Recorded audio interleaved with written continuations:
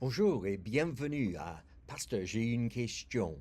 Et nous avons une question qui est bien intéressante aujourd'hui, euh, qui est posée par Reynaldo Oscar d'Haïti. Il a dit, j'aimerais une petite explication, s'il vous plaît. Jésus est le premier-né de toute la création. Colossiens 1, 15 à 18. Qu'est-ce que cela veut dire? C'est une très belle question. Alors, nous allons le regarder dans le contexte d'abord et puis on en discuterait. Alors, il est l'image du Dieu invisible, le premier-né de toute la création, car en lui ont été créées toutes les choses qui sont dans les cieux et sur la terre, les visibles et les invisibles, trône, dignité, domination, autorité. Tout a été créé par lui et pour lui. Il est avant toute chose et toute chose subsiste en lui. Il est la tête du corps de l'Église. Il est le commencement, le premier d'entre les morts, afin d'être en tout le premier. Ok, maintenant, nous allons regarder cette question, d'accord? Il est important de comprendre le contexte pour éviter toute confusion dans le passage. Premier-né ne signifie pas que Jésus est créé ou premier en ordre chronologique, mais plutôt qu'il occupe une place d'honneur, une position de primauté, de prééminence et de souveraineté. Premier en rang, en importance et en pouvoir. La théologie chrétienne déclare que Jésus est éternel, co-créateur avec Dieu le Père, et non comme un être créé.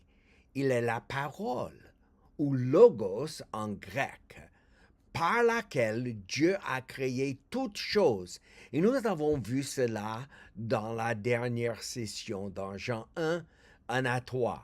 La notion de premier-né ici souligne son rang supérieur dans la hiérarchie divine, signifiant qu'il a la position d'héritier et de chef de toute la création, plutôt qu'une indication du début ou de cause.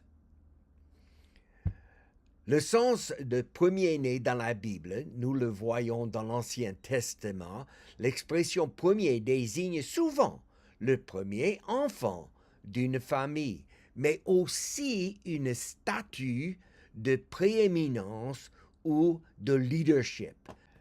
En Exode 4, 22 à 23, il dit, « Tu diras à Pharaon, ainsi parle l'Éternel, Israël est mon premier-né.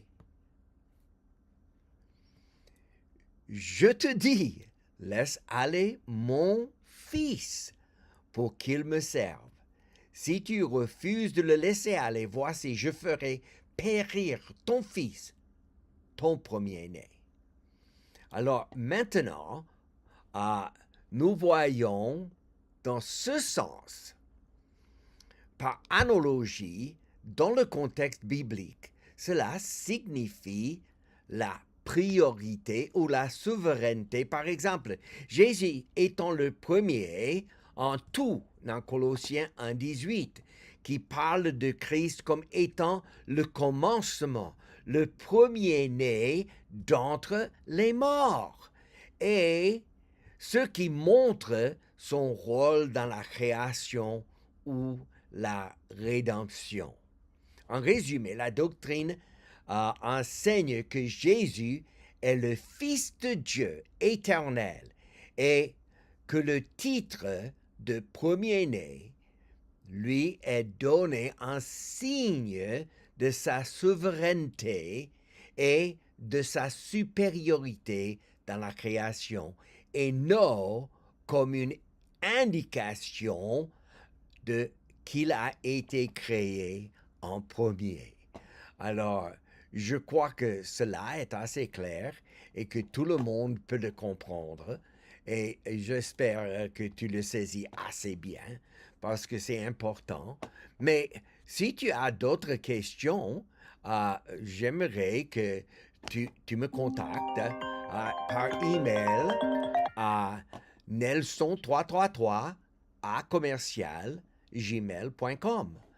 Ah, ou si tu veux continuer à apprendre la parole de Dieu, tu peux le faire à www.institutbibliquelogos.com où il y a 40 cours avec des leçons, des devoirs, des examens et tu peux décrocher un diplôme en théologie et études bibliques.